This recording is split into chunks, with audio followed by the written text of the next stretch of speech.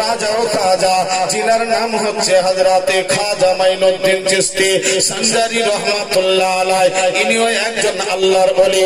ইব্রাহিম বিন আদম, ইনিও একজন আল্লাহর ওলি। আল্লাহ পাক পৃথিবীর বুকে আল্লাহর ওলিদেরকে পাঠিয়েছে মানুষকে সংশোধন করার জন্য, মানুষকে সঠিক রাস্তা দেখানোর জন্য। আজিজানে মুহতারাম, হযরতে খাজা মাইনুদ্দিন চিশতি সঞ্জারি রহমাতুল্লাহ আলাইহি আল্লাহ তাবারাক তাআলার প্রিয় হাবিব জনাবে মুহাম্মদ রাসূলুল্লাহ সাল্লাল্লাহু তাআলা আলাইহি সাল্লাম যখন বিরাদার আজমির হিন্দুস্তানের আপনার রাজস্থানে পাঠিয়ে দিলে, এখানে আসার পরে বিরাদারান ইসলাম খুব সংক্ষিপ্ত আলোচনা ওনার একটা কারামত তুলে ধরে হযরত খাজা মাইনুদ্দিন চিশতি সঞ্জারি রহমাতুল্লাহ আলাইহি বেশ কয়েকটা মানুষ যখন আপনার ওনার কাছে বায়াত গ্রহণ করে, ইসলাম আপনার গ্রহণ করলে, কালমা পড়ে ঈমান এনে ফেললে, ওনারা আপনার হযরতের কাছে আপত্তি জানালেন, আবেদন করলে, খাজা আমাদের প্রিয় মুর্শিদ, আপনার কাছে একটা অনুরোধ করে রাজস্থানের বুকেতে, আজমিরের বুকেতে আল্লাহর ইবাদত করার মতন একটা ঘরের প্রয়োজন রয়েছে। আল্লাহর ইবাদত করার জন্য একটা মসজিদের প্রয়োজন রয়েছে। এই দেশে মসজিদ নাই, সব আপনার সবই হচ্ছে বেধর্মী। হযরতে খাজা মাইনুদ্দিন চিশতি সঞ্জারি রহমাতুল্লাহ আলাইহি বললে, ও আমার মুরিদেরা, ও আমার ভক্তরা, তোমরা ভালো করে শোনো। এই রাজস্থানের বুকে আজকে যদি আমরা মসজিদ নির্মাণ করি, এই দেশে যিনারা রাজা প্রজা আছে আমাদের মসজিদ কায়েম করতে দেবে না, মসজিদ বানাতে দেবে না। মসজিদ যদি বানাতে আপনার মসজিদ তৈরি হচ্ছে এই খবর যদি তাদের কানে পৌঁছে যায়, সঙ্গে সঙ্গে তারা এসে আল্লাহর পবিত্র ঘর মসজিদকে আপনার ভাঙচুর করে দেবে। যার জন্য হযরতে খাজা মাইনুদ্দিন চিশতি সঞ্জারি রহমাতুল্লাহ আলাইহি ওনার ভক্তদেরকে বললেন, বাবুরা, মসজিদ যদি বানাতে হয়, আল্লাহর ঘর যদি নির্মাণ করতে হয়, তবে দিনের বেলায় আপনার নির্মাণ করা হবে না, রাত্রির অন্ধকারে আপনার আল্লাহর পবিত্র ঘর কায়েম করতে হবে, তৈরি করতে হবে, নির্মাণ করতে হবে, আপনার কাজ করতে হবে রাত্রি অন্ধকারে। আপনার আজমিরের মানুষ যখন ঘুমিয়ে যাবে, আপনার মুসলমানদের যিনি আল্লাহর ওলি হযরতে খাজা মাইনুদ্দিন চিশতি সঞ্জারি রহমাতুল্লাহ আলাইহির মুরিদরা ওই রাত্রি অন্ধকারে আল্লাহর পবিত্র ঘরের আপনার কাজ করবে। কারণ মসজিদ বানাতে হবে আজমিরের বুকে, মুসলমানদের একটা ইবাদতখানা নাই, মুসলমানদের জন্য একটি ইবাদতখানা বানাতে হবে। এর জন্য আপনার হুকুমটা চাইছে ভক্তরা। হযরতে খাজা মাইনুদ্দিন ভক্তদেরকে অর্ডার দিয়ে দিলে, তবে মসজিদ যদি বানাবে বানাও, কিন্তু দিনের বেলায় বানানো হবে না, রাত্রে অন্ধকারে বানিয়ে নাও। কারণ কেউ জানে না, জানতে পারো এই দেশের যারা রাজা আছে জানতেও না পারে, যদি জেনে নাই তবে মসজিদ নির্মাণ করতে দেবে না। হযরতে খাজা মাইনুদ্দিন চিশতি সঞ্জারি রহমাতুল্লাহ আলাইহি অর্ডারটা দিয়ে দিয়েছেন। আল্লাহর ওলি কাকে বলা হয়, খাজা মাইনুদ্দিন কাকে বলা হয়? গভীর রাত্রি আল্লাহর ঘর পবিত্র মসজিদের নির্মাণের কাজ শুরু হলো। একদিন গেল, 2 দিন গেল, নির্মাণের কাজ চলতে শুরু করলো। হঠাৎ করে খাজা মাইনুদ্দিন চিশতি সঞ্জারি রহমাতুল্লাহ আলাইহির আপনার প্রথম খলিফা হযরতে আপনার নিজামউদ্দিন, হযরতে আপনার কুতুবউদ্দিন বখতিয়ার কাকি রহমাতুল্লাহ আলাইহি আপনার এসে বললেন, হুজুর গো, রাত্রি অন্ধকারে মসজিদ নির্মাণের জন্য, মসজিদের কাজ করার জন্য আলার ব্যবস্থা করতে হবে, তেলের প্রয়োজন আছে, বাতি জ্বালাতে হবে, রোশনির দরকার আছে, লাইটের প্রয়োজন আছে। লাইট যদি না হয় এই রাত্রে মসজিদের কাজ হবে না। রাত্রে আলো জ্বালানোর জন্য তো কেরোসিন তেলের দরকার। না হয় সরষার তেলের দরকার। নবে কি করে রাত্রি অন্ধকারে লাইট জ্বলবে, কি করে মসজিদের কাজ করবে? হযরতে খাজার কাছে বলা হলো, খাজা এখানে রাত্রি অন্ধকারে আপনার লাইটের ব্যবস্থা করতে গেলে তো তেলের প্রয়োজন আছে, আমাদের নিকটে তো তেল নেই, তেল আমরা কোথায় পাবো? হযরতে খাজা মাইনুদ্দিন চিশতি সানজারি রহমাতুল্লাহ আলাইহি বললেন যে বাবু এক কাজ করো, তোমরা এক কাজ করো, আজমির শহরে প্রতিটা বাড়িতে বাড়িতে গিয়ে দেখো, দোকানে দোকানে গিয়ে তেল বিক্রি কেউ করছে কিনা।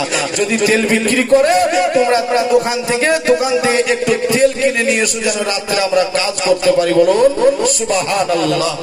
হযরতে কুতুবউদ্দিন বখতিয়ার কাকি রহমাতুল্লাহ আলাইহি খাজা মাইনুদ্দিন চিশতি সানজারি রহমাতুল্লাহ আলাইহি কথা মোতাবেক বিরাদার আপনার আজমিরে বের হয়ে গেল। আজমিরের আপনার গলিতে গলিতে দোকানে দোকানে গিয়ে জিজ্ঞাসা করে যে ভাই তোমরা কি কেরোসিন তেল বিক্রি করবে না, সরষের তেল বিক্রি করবে না? প্রতিটা দোকানদার বলছে ভাই আজকে আমরা তেল বিক্রি করব না। বলো কেন? না তো এই আজমিরের যিনি রাজা রয়েছে, রাজার অর্ডার হচ্ছে যে ওই যে ফকির আছে, ওই যে দরবেশ আছে, যার নাম হচ্ছে হযরতে খাজা মাইনুদ্দিন চিশতি সানজারি রহমাতুল্লাহ আলাইহি, ওনার কোন ভক্তদের নিকটে তেল বিক্রি করা বন্ধ বলে ঘোষণা করে দিয়েছে। তেল বিক্রি করা হবে না। তোমরা তো ওই খাজারি লোক, তোমাদের জুব্বা দেখে তোমাদের পোশাক দেখে যে মনে হচ্ছে তোমরা ওই দরবেশ ফকিরি হবা, কারণ তোমাদের নিকটে তেল বিক্রি নয়। হযরতে কুতুবউদ্দিন বখতিয়ার কাকি রহমাতুল্লাহ আলাইহি রাজস্থানে আপনার আজমিরের গলিতে গলিতে দোকানে দোকানে গিয়ে জিজ্ঞাসা করে, যার বাড়িতে গিয়ে আপনার হাজির হয়ে যায়, সঙ্গে সঙ্গে দরওয়াজা যদি খোলা থাকে, কুতুবউদ্দিন গিয়ে হাজির হলে পরে সঙ্গে সঙ্গে দরওয়াজা বন্ধ হয়ে যায়। দোকানদারদেরকে আপনার ডাক দিয়ে জিজ্ঞাসা করে, এ দোকানদার রাত্রি অন্ধকারে আমাদের আপনার আলার প্রয়োজন আছে, তোমরা কি কেরোসিন তেল বিক্রি করবে না? আপনার আজমিরের দোকানদাররা বলে যে আজকে তেল বিক্রি হবে না, কারণটা হচ্ছে সরষের তেল বিক্রি হবে না, কারণ আজকে আজমিরের যিনি রাজা আছে তেল বিক্রি করা হবে না বলে ঘোষণা দিয়ে দিয়েছে। বলে তাই নাকি? বলা হযরতে কুতুবউদ্দিন বখতিয়ার কাকি রহমাতুল্লাহ আলাইহি ও মুসলমান, প্রতিটা আপনার দোকানে দোকানে ঘুরে যখন তেল পেলেন না, উনি খাজা মাইনুদ্দিনের নিকটে গিয়ে বলে, হুজুর আমি প্রতিটা দোকানে দোকানে গেলাম, আমাদেরকে তেল বিক্রি করতে কেউ রাজি হলো না, কেউ রাজি হলো না। বলে তাই নাকি? বলা বলে কেউ রাজি হলো না। বলে না, হযরতে কুতুবউদ্দিন বখতিয়ার কাকি রহমাতুল্লাহ আলাইহি আল্লাহর ওলি হযরতে খাজা মাইনুদ্দিন চিশতি সানজারি রহমাতুল্লাহ আলাইহি আওয়াজ করে বললে যে বাবা কুতুবউদ্দিন বখতিয়ার কাকি আমাকে এক লোটা পানি এনে দাও।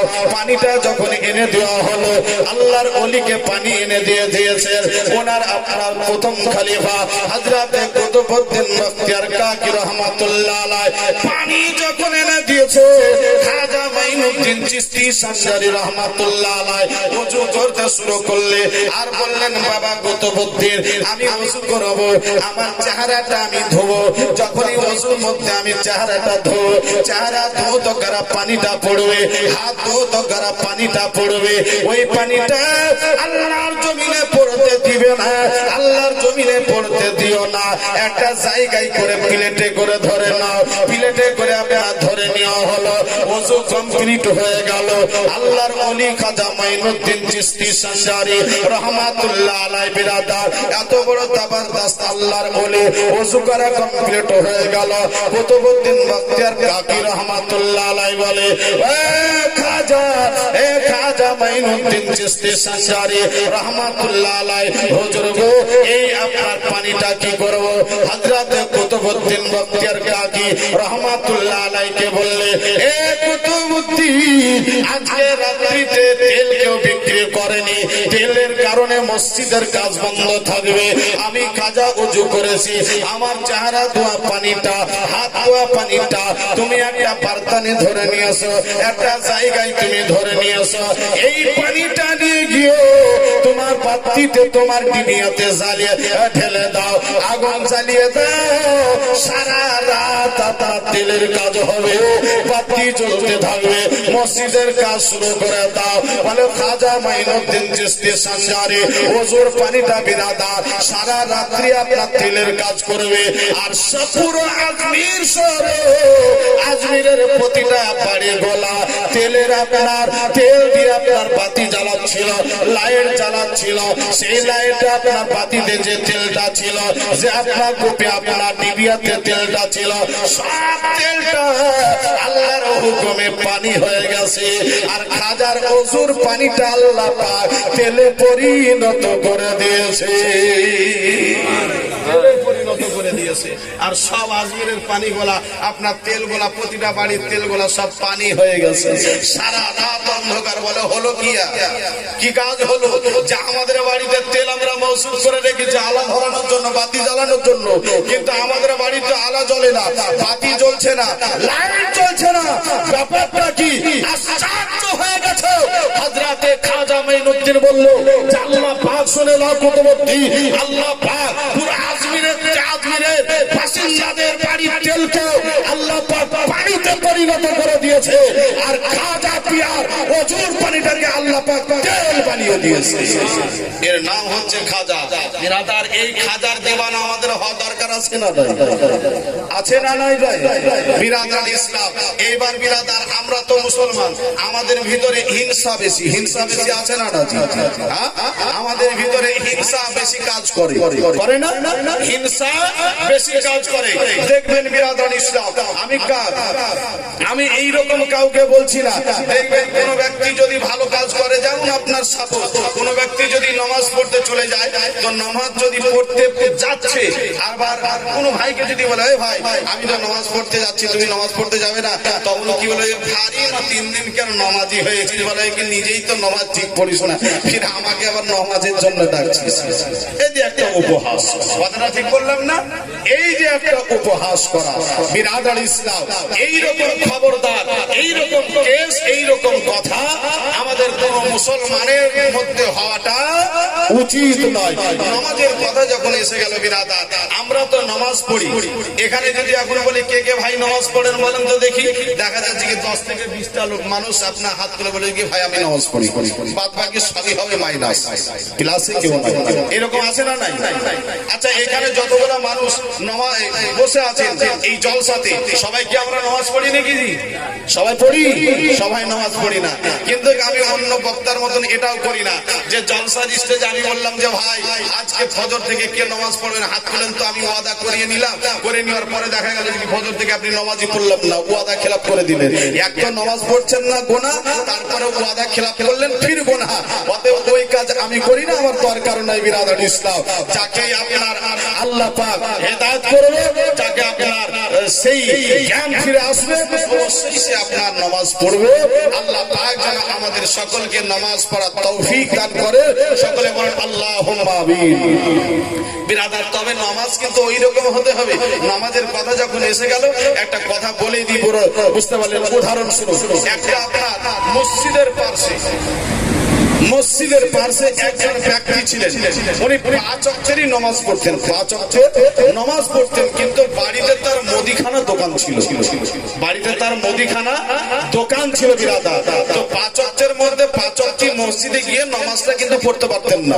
কি করতেন? সারাদিন দোকান চালিয়ে আপনার এশার টাইমে গিয়ে জামাতে গিয়ে ইমাম সাহেবের পেছনে নামাজটা পড়তেন।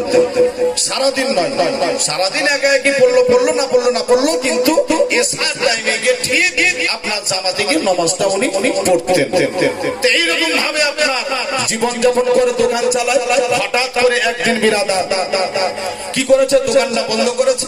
এবার ইমাম তো কারো গোলাম নয়, এখন বর্তমান জামানায় ইমামকে আমরা গোলাম করে রাখছি, তাই তো নাকি? এখন যদি মসজিদে যাচ্ছে, মসজিদের সেক্রেটারি বলেন, আপনার কমিটি বলেন, যদি একটু বদনাগুলো উল্টা পাল্টা হয়ে থাকছে, মৌলভী সাহেব আপনাকে বেতন দিয়ে রাখছি, খাচ্ছেন যাচ্ছেন আর পেট পাড়া দিয়ে পড়ে থাকছেন, মসজিদটা একটু ঝাড়ু দিতে পারেন না? আছে তো এরকম, আছে না লোক? বিরাদর ইসলাম আর বিপক্ষ বলারও লোক আছে, বিরাদর ইসলাম পক্ষে বলারও লোক আছে, বিপক্ষে বলারও লোক আছে। কেউ মাইন্ড নেবেন না, দুঃখ নেবেন না বিরাদার, এরকম বলা লোক অনেকে আছে। কারণ ওই ধরনের ইমামকে শাসা, কারণ যার পিছনে আমি ইক্তেদা করব, যার পিছনে আমি নামাজ পড়বো, তাকে এইরকম ভাবে আঙ্গুল তুলে কথা বলা, এটা একেবারে শরিয়া সম্মত নয়, এটা শরিয়া সম্মত নয়। আমার পরে বিরাদর ইসলাম মুফতি সাহেব আসবে, আপনি মসলা জেনে নেবেন, অবশ্যই আপনার বলে দিবেন যে এইরকম ধরনের পেশারুক্তি করা কোন ইমামকে, কোন মুসল্লির এটা উচিত নয়, এটা উচিত হবে না। ওই লোকটা কি করেছে, এসার টাইম মসজিদে গেছে, মসজিদে যাওয়ার পরে দেখতে পাচ্ছে যে ইমাম সাহেবের টাইম হয়ে গেছে, ঘড়ির কাঁটা বলে দিয়েছে টাইম, তো উনি নামাজে দাঁড়িয়ে গেছে। নামাজে যখন দাঁড়িয়ে গেছে, নামাজ আপনার দাঁড়ানোর পরে নামাজ কমপ্লিট হলো, লোকটা দোকান থেকে গিয়ে দোকানটা বন্ধ করে গিয়ে মসজিদে ওযু করে আপনার মসজিদের এক কোনায় বসে বসে কাঁদছে, কোনায় বসে বসে কাঁদছে। এইবার ইমাম সাহেব বের হলেন, ইমাম সাহেব পার হয়ে জিজ্ঞাসা করছে, হাগো ভাই, তুমি তো প্রতিদিন এসার টাইমে দোকান বন্ধ করে এসে এসার টাইমে জামাতে নামাজ পড়ো, আজকে তুমি জামাত ফেল করেছো, তার জন্য তুমি দুঃখ করে কাঁদছো। তো লোকটা একদম চোখটা মোটা মোটা করে ওই ইমাম সাহেবের দিকে একদম গরিমে তাকাচ্ছে, বুঝতে পারলেন? ইমাম সাহেব আর কিছু বললেন না, বিদেশি মানুষ হয়তো কি বলতে গিয়ে কি বলে দিবে, হয়তো আর একে বাড়াবাড়ি কিছু বলা যাবে না। আর একজন ওর প্রতিবেশী আপনার মুসল্লি বলছে, ভাই তুই প্রতিদিন জামাতে এসে নামাজ পড়ে আজকে জামাত পাসনি, তার জন্য কাঁদছিস? তখন ওকে গরম দেখিয়ে বলছে, বোকা কোথাকার, আরে জামাত নামাজের জামাত ফেল হয়েছে তার জন্য আমি কাঁদছি নাকি? এটা তো তোর ভুল ধারণা। বলে কিসের জন্য কাঁদছিস? কারণ প্রতিদিন তো এসার টাইমে এসে জামাতে নামাজ পড়ি, আজকে ফেল হয়ে গেছে তার জন্য কাঁদছি। বলে না। বলে কিসের জন্য? আরে বেকুফ, সারাদিন মুদিখানা দোকান চালাই, আর ওই মুদিখানা দোকানে সারাদিন যা বেচা কিনা করি, ইমাম সাহেবের পিছনে যখন নামাজ পড়ি, উনি যখন সূরাগুলো পড়েন, তখন সারা দিনকার বেচা কিনা ওই হিসাবটা ইমাম সাহেবের পিছনে দাঁড়িয়ে দাঁড়িয়ে আমি করে নিই। কিন্তু আজকে জামাত ফেল হয়ে গেছে, আজকে তো আমাকে একা একা নামাজ পড়তে হবে, তা আমি সূরা পড়বো না আমি সারা দিনকার দোকানের বেচা কিনা হিসাবটা করবো, তার জন্য আমি দুঃখে কাঁদছি। কথাটা বোঝা গেল? মানে ওকে সূরা পড়তে হবে, কোরআন পড়তে হবে, হিসাব করা যাবে না, হিসাব করা হবে না, সময় পাবে না, যার জন্য ও আপনার কাঁদতে শুরু করে দিয়েছে। আর ইমাম সাহেব সূরা পড়ে ওর পেছনে দাঁড়িয়ে নামাজ পড়া বাদ দিয়েও দোকানে সারা দিনকার বেচা কিনা হিসাবটা চালা। এই তো নামাজ। খবরদার ওই রকম নামাজ পড়াটা আমাদের উচিত হবে না, হবে গো? ওই রকম নামাজ পড়াটা আমাদের উচিত হবে না। নামাজ যদি পড়তে হয় আল্লাহ তাবারক তাআলার মহব্বত রেখে, ভয় রেখে, নবীর মহব্বত অন্তরে রেখে, আল্লাহর ভয় অন্তরে রেখে আমাদেরকে নামাজ পড়তে হবে। পড়তে হবে না? নামাজ পড়তে হবে।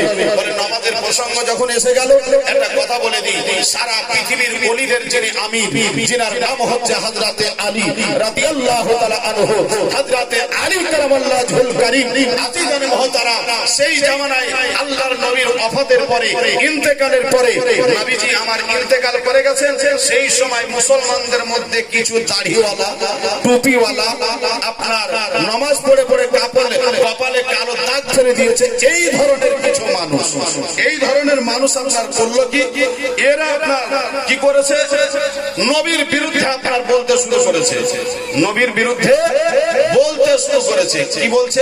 যে আল্লাহর নবী কিছুই জানতেন না, আল্লাহর নবী কিছুই জানতেন না। হযরতে আলী রাদিয়াল্লাহু তাআলা আনহু আপনার কি করলেন, যে আমি আমার নবীজি পৃথিবীর বুকে নাই, নবী নাকি মরক ছিল, মাআযাল্লাহ, নবীজি কি আপনার অজ্ঞ ছিল। আজকে মুসলমানদের মধ্যে কিছু দাড়িওয়ালা, টুপিওয়ালা, যাদেরকে আপনার মুনাফিক বলা হয়, আমার নবীজির বিরুদ্ধে আপনার বলতে শুরু করে দিয়েছে। হযরতে আলী রাদিয়াল্লাহু তাআলা আনহুর আপনার সহ্য হলো না। মসজিদে নববীতে আপনার মসজিদে নববীর মিম্বরে দাঁড়ানোর পরে হযরতে আলী মসজিদ ভরা মানুষ তাদের সামনে আপনার বক্তব্য দিতে শুরু করলে, ও মদিনার বাসিন্দা তোমরা যারা আছো তোমরা শুনে নাও। এই মদিনার বাসিন্দা, আজকে তোমরা আমার নবীজির বিরুদ্ধে বলো, আজকে আমার